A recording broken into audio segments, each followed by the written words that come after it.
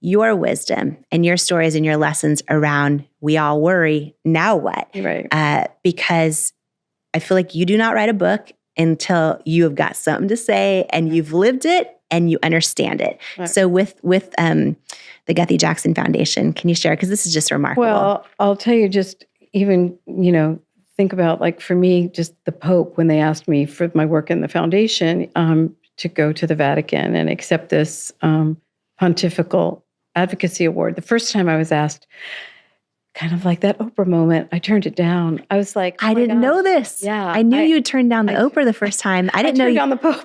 I was like, I can't get there. And they're like, oh my gosh. Literally, the opportunity came around where they asked, next year, they want you to go. And I had two of my girlfriends go, we are taking you. If we have to knock you out, we will take you, and you're going. And I am so glad that I did. And I went with my family. And it was an amazing experience. And what was interesting, besides obviously all the pomp and Pope circumstance that goes with that, that was pretty incredible, was just until the moment where they were giving me this award, and it's this beautiful Baccarat piece with all the saints engraved and everything. Until that moment, and everybody stood up. And what was also wild is that Tony Robbins was there, and he spoke right before me. And now Tony Robbins and I, in my earlier life, was when we were doing my very first infomercial. Yeah. So it was sort of this weird, strange moment of like the infomercial, right? And here's Tony and I. And now fast forward all these years later, there's Tony who's doing his amazing good work. And he's also at the Vatican talking about what he's doing. And there we are. And it was just, So for just that moment, right before everyone stood up, and it was only until then that I really looked up and I went, wow, what have I been doing? This is amazing. Because I do just put my head down and just like do the work. The foundation, as I said, I've been working at the speed of life. When you start meeting people, and at one point, Allie said to me, Mom, this isn't just about the two of us. It's so much bigger, and it really is. You start seeing so many people that are affected, and the foundation has gone around the world. You realize, wow, this is bigger than me, and I've got to really organize and get through my own worry and stress and anxieties, because through it, when Allie has an attack, it's very bad. She can go between blindness and paralysis, and you don't know if it's coming back. So navigating actual real-time situations while you're also trying to find cures and get people on board when you're having to build those bridges that I talked about, there's a lot of dynamics that go in that. And so it's been extraordinary to see the foundation now. When I first started, it was interesting. They said, to cure a disease, you have to have samples. You have to have samples from people. And I'm like, what does that mean? What do you mean? And I said, well, you're going to have people's blood samples. And I was like, how am I doing that? How am I first just trying to even find people that have this? Because at the beginning, there was no one I even knew who had it. So finding somebody, and now I'm going to start having to get people's blood. Hence, I thought, I'm going to start a program called Blush for Blood, bringing my crazy beauty background into I'm going to get these women together, and if you give me your blood, you'll get a blush. It sounds so absurd, but it shows when you're working at the speed of life, when you think you've got 4 years before the sands of time on your daughter's life is running out, you start doing all different things. And we had a woman, a nurse, that would literally go anywhere in the world, and she would collect people's blood samples. I now have 100,000 samples in a biobank with everybody's data, because you realize, too, in the world of medicine, people don't share information. So I also was fortunate through the success of my company and my husband's. We spent $80 million of our own money. We don't have any deals, kickbacks with pharmaceutical companies, nothing. We've spent $80 million that's just out there in the universe to help catalyze what has been now 4 therapies that are out in the market that serve the world worldwide. 4 therapies because of your work are now available out there. Yep. So that's just been extraordinary. And every year I do a conference. I bring in patients and caregivers, researchers, and scientists. I just had my last one a week ago at UCLA, and bring them in all over to share information. And that's how I've gotten things done. It's fostering collaboration and people working together. Well,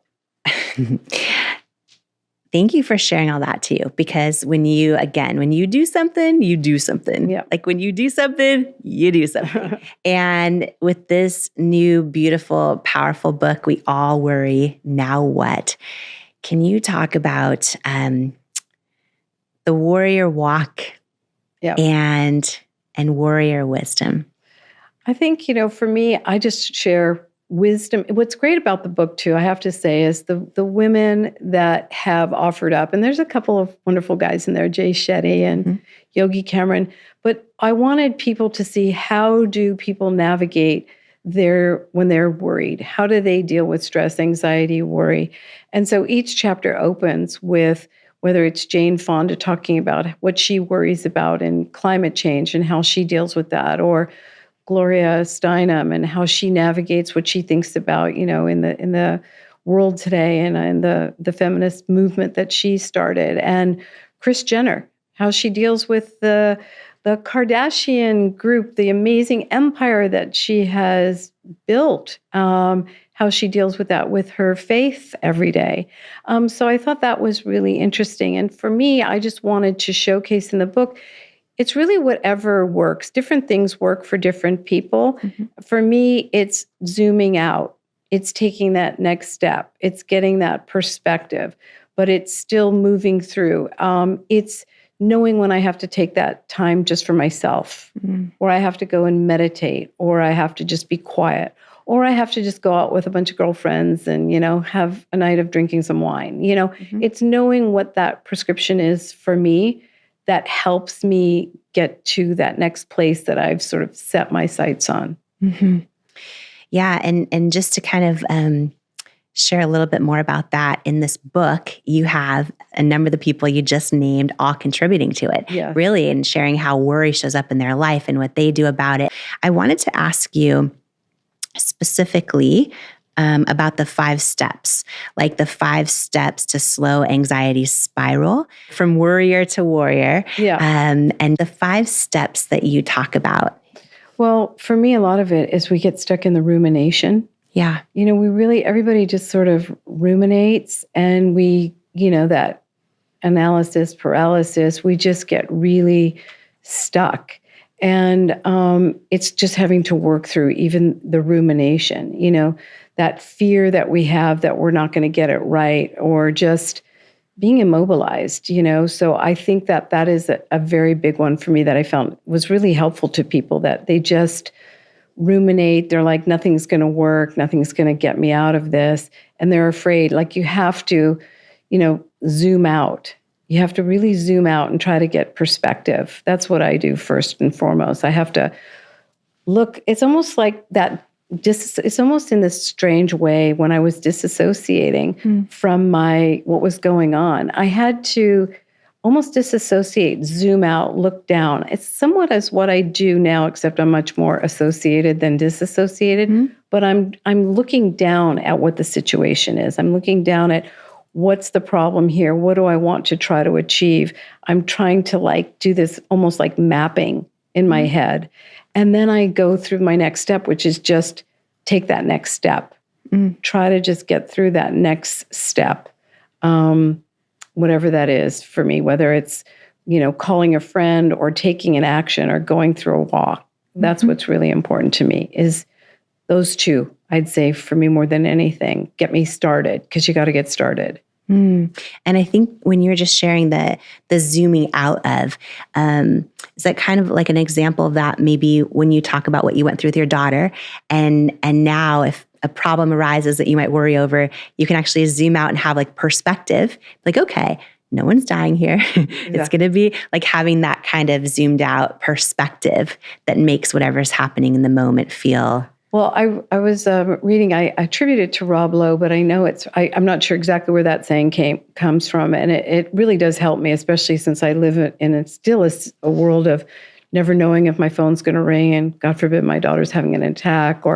So I always have to say, if it's not happening now, it's not happening. So it's keeping me always in the present. So if it's not happening now, it's not happening. So she's not calling you right now. The phone's not ringing. That thing that I'm worrying about hasn't happened yet. So it keeps me more in the present. That's really good. Yeah. That's really powerful, because so many of us, we worry about stuff that happened in the past, or we worry about stuff that might happen in the future, right. Or might repeat itself again, but it's like, if it's not happening now, it's not happening. And you know what, Jamie, here's the thing too, like books like yours, and I mean this sincerely, are really helpful. Mm-hmm. I really believe I love to support other women, other people's philosophies. My book, my thinking is one way. I want to just share it. But there's so many great people out there. Like I know so many of all these listeners have all listened to your book or they've read your book. It's really powerful. So I'm always going back to, even with whatever is coming up in my life, I'm going to flip a page of yours open. Mm-hmm. I'm going to go back to, Byron Katie and look at some of her things, like things that I'm somebody that's because I didn't finish high school. I didn't go to college. That's really been my education. My education has been my friends, my other women, men that write things, say things. I think that's really important. Of course, I want people to, read my book, and I want it to help a lot of people, but there's a lot of good things out there that you have to find out, like what resonates for you, what ultimately is going to get you to that next place to move, to zoom out, to have that perspective, to take that action so that you can come full circle for yourself. You say belief isn't a prerequisite to overcoming worry, but what you choose to visualize can impact your ability to kind of move through fear and worry. Yeah. A big book that influenced me at the time was a book by Shakti Gawain called Creative Visualization. And so for me, and I know my husband, he's a big believer in Napoleon Hill. Like if you have to believe it to achieve it. For me, I'm much more of a visual person. And by the way, I think believing it and achieving it is critical too. For me, I just have to see it. Like I work with visuals, pictures in my head. And if I can see it, then I'm more able to achieve it. And what's an example of that? I have to see things. If I want to manifest something, I always say this is a good thing for people to think about. Like manifest, picture, the house that you're living in, maybe the car you're driving, whatever it is that you want to manifest. I have to see things. I see them as pictures. So even with my daughter, I was seeing a cure. I was seeing whether it was her taking a pill that was like the therapy. I see it in my head, and then I work to create it. So I think if you can create this kind of picture book, the stories that will go along with the pictures for me seem to follow. So that's really how I work. So I have found that with this kind of creative visualization, all of a sudden, it's interesting. Like I wrote in one of my early books, people said, well, did you know about to be a CEO of a company? And I was like, I didn't. So for me, and I know people have different feelings about acting, as if they like it, they don't like it. For me, I just had to picture it. I had to see it in my head. And then all of a sudden one day, I would be thinking like, how does she dress? How does she talk?